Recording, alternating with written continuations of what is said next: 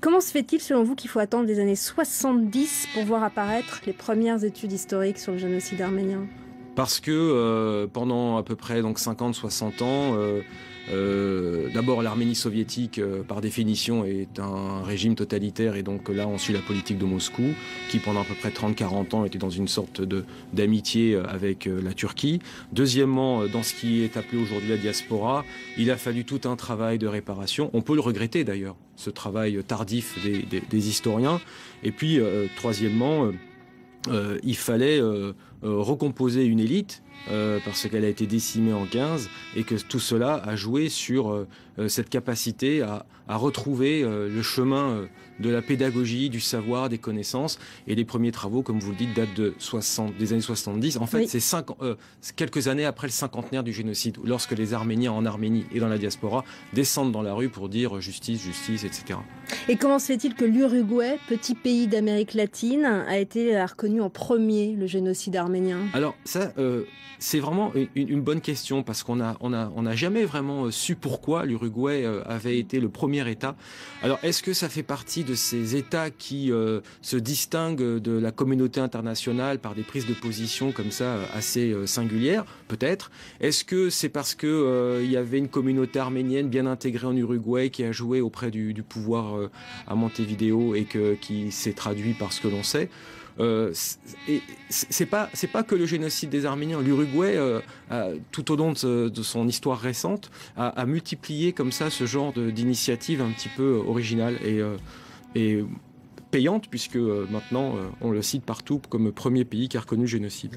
Alexandre Aslanian, vous êtes également avec nous. Vous êtes avocat au barreau de Paris. Vous êtes membre de l'Association française des avocats et juristes arméniens.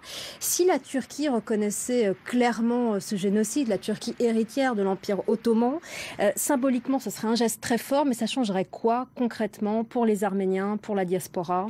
Ouais, je pense que pour les Arméniens et la diaspora, ça ouvrirait la voie à des demandes de réparation. C'est peut-être ça qui empêche la Ce Turquie. qui tout à fait peut expliquer en partie, tout du moins, le caractère rétif des autorités turques, quelles qu'elles soient d'ailleurs, successivement dans le temps, depuis l'instauration de la République, à reconnaître ce génocide. Donc au jour d'aujourd'hui, il y a un frémissement de demandes émanant de la diaspora, mais c'est l'étape qui suivrait celle de la reconnaissance. Donc on n'en est pas encore là, mais on voit assez mal comment on pourrait se satisfaire de la satisfaction purement morale d'une reconnaissance par la Turquie, sans en quelque sorte présenter la note. Il faut quand même savoir que les Arméniens de l'Empire ottoman ont été spoliés de leurs biens, à commencer par un patrimoine foncier, et que une partie de la bourgeoisie émergente de la République turque des années 20 s'est accaparée cette richesse arménienne, puisque les Arméniens étaient les commerçants, les grands argentiers de l'Empire ottoman, et forcément il y aurait cette question de réparation qui viendrait assez rapidement sur la table. Et qu'est-ce qui définit un génocide par rapport à un massacre? Est-ce que c'est le fait que ce soit prémédité, organisé, planifié? Oui, c'est ce qui définit et différencie le génocide par rapport au simple, veuillez m'excuser de cet adjectif très malheureux, au simple massacre. C'est le caractère prémédité, le plan, et également dans la préparation du plan, le caractère déjà anticipé de sa négation à venir.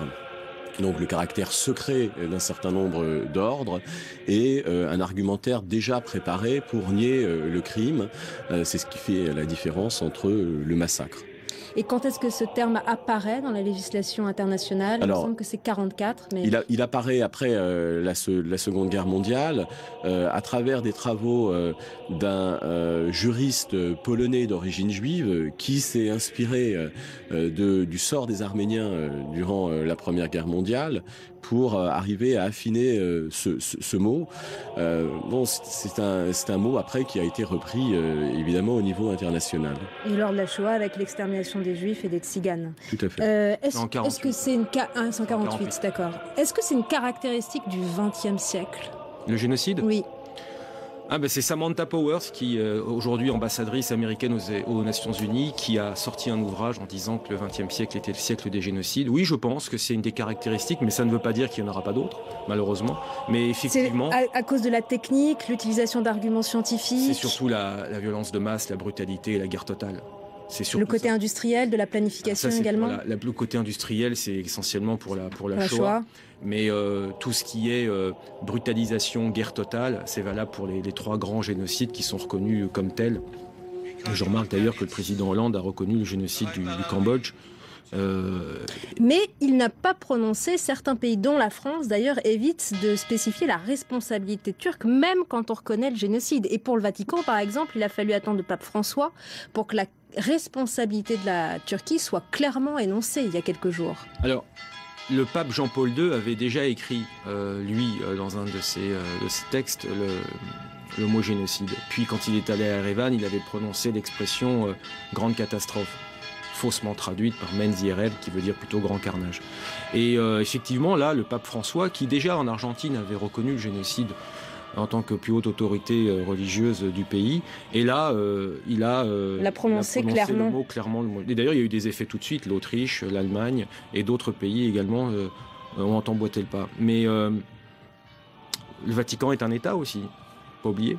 Et ça veut dire aussi des relations interétatiques avec la Turquie, etc. Mais on assiste quand même à un grand basculement, pour faire simple. Mais c'est quand même étonnant, par exemple, que l'Allemagne, qui a reconnu sa responsabilité dans le génocide arménien, ne l'ait pas fait dans le génocide nazi, n'a pas fait pour le génocide arménien. Enfin, Joachim Gauck l'a pour la première fois reconnu hier, mais on attend la décision des députés du Bundestag. Alors exactement, c'est aujourd'hui, je crois que la décision devrait tomber. Alors, on ne sait pas quel est le contenu du texte. Moi, je n'ai pas encore eu accès à ce texte, mais c'est quand même quelque chose de très important, ce qui est en train de se passer en Allemagne. Vous rendez-vous compte, l'allié de l'Empire ottoman en 14, le pays qui est sorti de la catastrophe du génocide des Juifs, qui reconnaît sa responsabilité donc forcément en 45, mais qui aujourd'hui reconnaît sa co-responsabilité. Alors on va attendre ce que va dire Merkel, mais c'est quand même quelque chose de fondamental. Cela dit, Joachim Gauck ne s'exprime pas sans l'aval de la chancelière. Mais... J'imagine que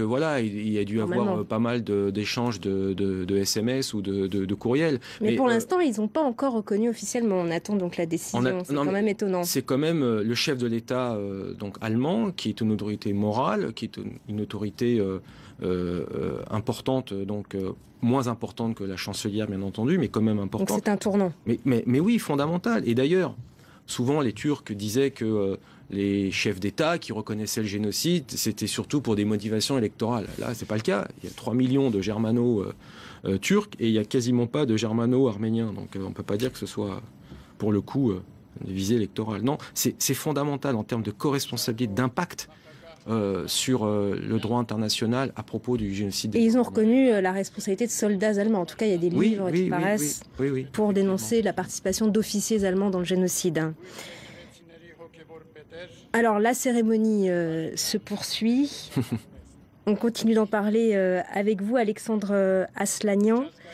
Vous nous avez expliqué les caractéristiques du génocide et finalement, est-ce que sur cette question, le retard de l'Allemagne ne s'explique pas par le fait qu'Israël n'a toujours pas reconnu le génocide arménien ?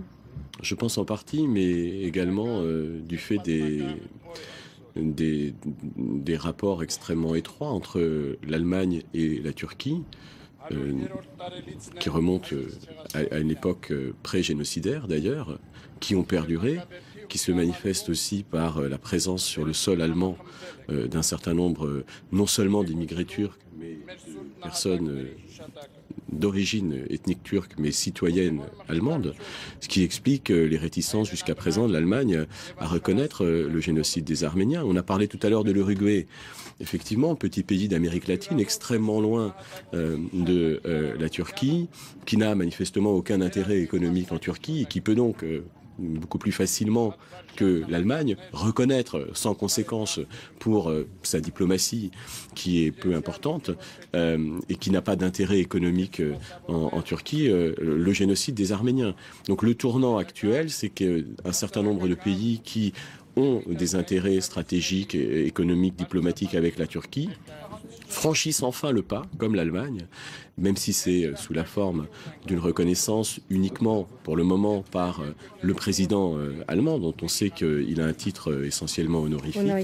Mais c'est me semble-t-il, un pas extrêmement important dans ce long chemin de la reconnaissance. C'est une sorte de stratégie d'encerclement progressif de la Turquie pour la contraindre elle-même à reconnaître ce génocide.